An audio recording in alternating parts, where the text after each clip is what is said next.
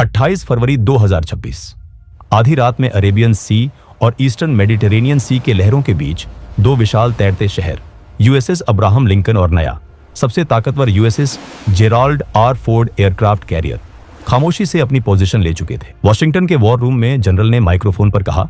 उनकी आवाज एनक्रिप्ट होकर सीधे मेडिटेरेनियन में यूएसएस फोर्ड में गूंजी। कमांडर, यही वो पल है। ऑपरेशन एपिक फ्यूरी शुरू हो चुका है। क्या इजरायली साइड पर कोई हिचकिचाहट है? कमांडर ने रडार पर नजर रखते हुए जवाब दिया। नेगेटिव सर, इजरायली जेट्स हवा में हैं। Operation roar the lion green है। ये कोई आम सैन्य हमला नहीं था। ये एक प्रीएम्प्टिव स्ट्राइक थी, एक ऐसी सर्जिकल और विनाशकारी तबाही जिसका अंतिम निशाना कोई सैन्य बेस नहीं बल्कि ईरान का नर्व सेंटर था। तेहरान की यूनिवर्सिटी स्ट्रीट, जमूरी डिस्ट्रिक्ट और पास्चर स्ट्रीट के बेहद सुरक्षित बंकर। इन बंकरों के अंदर मौजूद थे ईरान के supreme leader Ayatollah Ali Khamenei. Iran कोई खुला मैदान नहीं है जहां आप आसानी से घुसकर निकल जाए। ये एक ऐसा किला है जिसे पहाड़ों, रेगिस्तान और दुनिया के सबसे एडवांस एयर डिफेंस सिस्टम्स ने घेर रखा है। इजराइल से सेंट्रल ईरान की दूरी लगभग 930 से 1240 मील थी। एक जेट को वहां पहुंचने के लिए जॉर्डन, सीरिया और इराक के दुश्मन हवाई इलाकों से होकर गुजरना पड़ता है। इजराइल डिफेंस फोर्स और अमेरिकी सेना के सामने सबसे बड़ा खतरा था ईरान का मजबूत एयर डिफेंस नेटवर्क। रूस से मिले S-300, S-400 बैटरिया और उनका अपना बावर 373 सिस्टम जो किसी भी वक्त हवा में उड़ते परिंदे को भी गिरा सकता था। तेल अवीव के अंडरग्राउंड कमांड सेंटर में एक इजरायली एयरफोर्स कमांडर ने कहा, अगर हम सीधे घुसते हैं तो हम आसान निशाना बन जाएंगे। उनके रडार हमारे F-35 को शायद देर से देखें, लेकिन हमारे रिफ्यूलिंग टैंकरों को वो आसमान में आग के गोले में बदल देंगे। वहां मौजूद अमेरिकी अधिकारी मुस्कुराया। हम सीधे नहीं घुसेंगे मेरे दोस्त, हम पहले उन्हें अंधा करेंगे। हम उन्हें वही दिखाएंगे जो हम चाहते हैं कि वो देखें। और यहीं से शुरू हुआ इस सदी का सबसे बड़ा दिमागी खेल, एक ऐसी रणनीति जिसे मिलिट्री लैंग्वेज में कहते हैं टाइम ऑन टारगेट। एक सबमरीन अरब सागर के नीचे से मिसाइल दाग रही है। एक स्टेल्थ बॉम्बर जॉर्डन के पास से उड़ान भर रहा है। एक डिस्ट्रॉयर जहाज फारस की खाड़ी से क्रूज मिसाइल छोड़ रहा है और इजरायली F-35 जेट इराक पार कर रहे हैं। हर हथियार अलग गति से चल रहा है, अलग दूरी तय कर रहा है, लेकिन सबकी कैलकुलेशन इतनी सटीक की गई थी कि अमेरिकी क्रूज मिसाइलें और इजरायली जेट्स के गाइडेड बम एक ही सेकंड में, एक ही पल में कर्ज, कौम, केरमानशाह और इस्फहान पर गिरे। एक सेकंड की भी देरी नहीं। सिंक द क्लॉक्स, अमेरिकी एडमिरल ने ऑर्डर दिया। इसके बाद अर्ली बर्ग क्लास डेस्ट्रॉयर जैसे USS थॉमस हडनर के वर्टिकल लॉन्च सिस्टम खुल गए। आसमान में आग की लपटें उठी और दर्जनों टॉमहॉक लैंड अटैक मिसाइलें सब सोनिक गति से हवा में तैरने लगी। ये मिसाइलें जमीन से इतनी सटकर उड़ रही थीं कि रडार के होराइजन के नीचे ही छुपी रही। जैसे ही मिसाइलें और जेट्स सीमा के करीब पहुंचे, तेहरान के एक अंडरग्राउंड रडार इंस्टॉलेशन में एक ईरानी ऑपरेटर की आंखें फटी की फटी रह गई। उसकी स्क्रीन पर अचानक एक या दो नहीं बल्कि सैकड़ों डॉट्स चमकने लगे। कमांडर सर, ऑपरेटर चिल्लाया। उसके माथे पर पसीना आ गया था। अनआइडेंटिफाइड टारगेट्स, 100 से ज्यादा जेट्स सीधे तेहरान की तरफ आ रहे हैं। कमांडर ने स्क्रीन की तरफ देखा। उसकी सांसें अटक गई। ये हमला है, उन पर लॉक करो, सब कुछ फायर करो, पावर सिस्टम्स को अभी ऑनलाइन करो। लेकिन उन्हें यह नहीं पता था कि वो हवा में तीर चला रहे थे। अमेरिकी फोर्सेज ने स्पेस सैटेलाइट्स और इलेक्ट्रॉनिक वॉरफेयर प्लेन्स के जरिए झूठा डेटा डाल दिया था और जो सैकड़ों जेट्स उन्हें स्क्रीन पर दिख रहे थे वो असली फाइटर प्लेन थे ही नहीं। वो थे छोटे डिकॉय ड्रोन जो रडार पर एक बड़े F-15 या F-16 स्क्वाड्रन की तरह दिखाई देते हैं। जैसे ही ईरानी एयर डिफेंस ने अपने सिस्टम ऑन किए और उन डिकॉय पर मिसाइलें दागी, उन्होंने अपनी लोकेशन खुद जाहिर कर दी। शिकारी अब शिकार बन चुका था। आसमान से 5th जनरेशन के स्टेल्थ फाइटर्स, अमेरिकी और इजरायली F-35 और F-22 रैप्टर जो अब तक बिल्कुल अदृश्य थे, उन्होंने अपने एंटी रेडिएशन मिसाइलें दाग दी। अगले ही पल पूरा ईरानी एयर डिफेंस नेटवर्क बुरी तरह ध्वस्त हो चुका था। यह हमला 3 अलग अलग लहरों में तैयार किया गया था, ऐसी सटीकता जिसे दुनिया देखती रह जाए। सबसे पहले इलाम, खुजस्तान और तेहरान के आसपास के सतह से हवा में मार करने वाले मिसाइल ठिकानों और रडार इंस्टॉलेशन को राख में मिला दिया गया।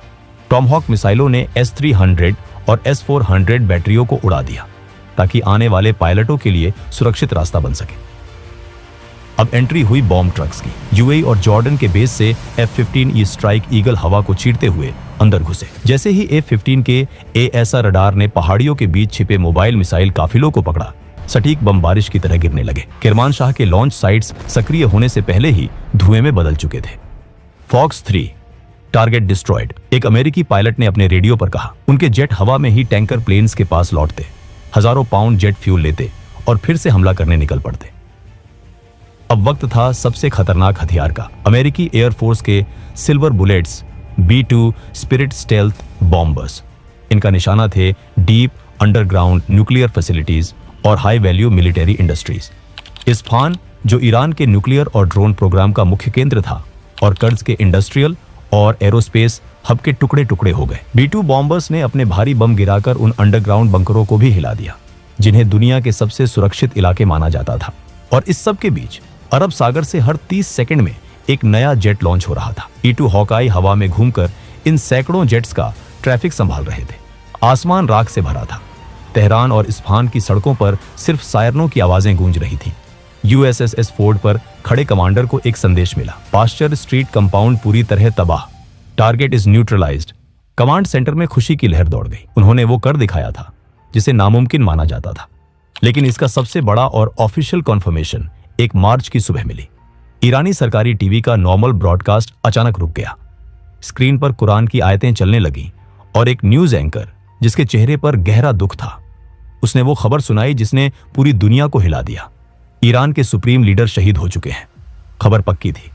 86 वर्षीय आयतुल्लाह अली खामेनेई, जिन्होंने लगभग 37 साल तक ईरान पर सख्त पकड़ के साथ शासन किया था, वो अपने ऑफिस कंपाउंड में मारे गए थे। खामेनेई की मौत की पुष्टि होते ही ईरान ने बदले की आग में अपने सबसे भयानक हथियार निकाल लिए। ईरान के पास हथियारों की कोई कमी नहीं थी। उनका एयर डिफेंस जरूर टूट चुका था, लेकिन उनके हजारों ड्रोन और लंबी दूरी की बैलिस्टिक मिसाइलें अब भी मौजूद थी। ऑपरेशन ट्रूथफुल प्रॉमिस 4 शुरू कर दिया गया। पूरा मिडिल ईस्ट एक खुला युद्ध क्षेत्र बन चुका था। ईरान की बैलिस्टिक मिसाइलों ने सिर्फ इजराइल को नहीं, बल्कि अमेरिका के रीजनल एलाइज को भी निशाना बनाया। UAE के अल धफ्रा एयरबेस पर मिसाइलें गिरी।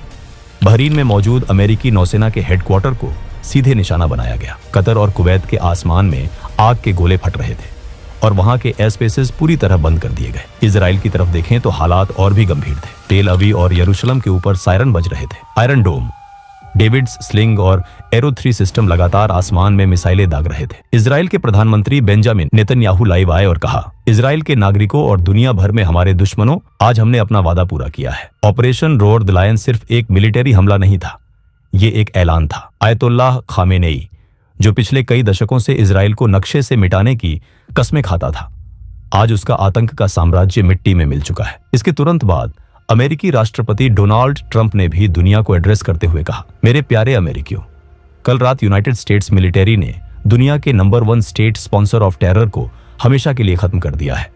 आयतुल्लाह अली खामेनेई अब जिंदा नहीं है। उसने हमारे ठिकानों पर हमले का प्लान बनाई। उसने मिडिल ईस्ट में हमारे एलाइज को धमकाया, लेकिन वो अमेरिका की बेमिसाल ताकत और हमारी सटीक खुफिया जानकारी से बच नहीं पाया। हमने उसके बंकर को एक ही झटके में राख के ढेर में बदल दिया। दोस्तों, 28 फरवरी 2026 की इस रात ने मिडिल ईस्ट की जियोपॉलिटिकल चेस बोर्ड को हमेशा के लिए बदल दिया। टाइम ऑन टारगेट की उस घातक मैथमेटिकल प्रिसीजन से लेकर डिकॉय ड्रोन के छल तक, अमेरिका और इजराइल ने अपनी मिलिट्री सुपीरियरिटी का ऐसा प्रदर्शन किया जिसे आने वाले दशकों तक सैन्य अकादमियों में पढ़ाया जाएगा। दोस्तों, वीडियो पसंद आया हो तो वीडियो को लाइक जरूर करें और ऐसे ही और वीडियोस देखने के लिए हमारे चैनल को भी सब्सक्राइब करें। तब तक के लिए जय हिंद, जय भारत।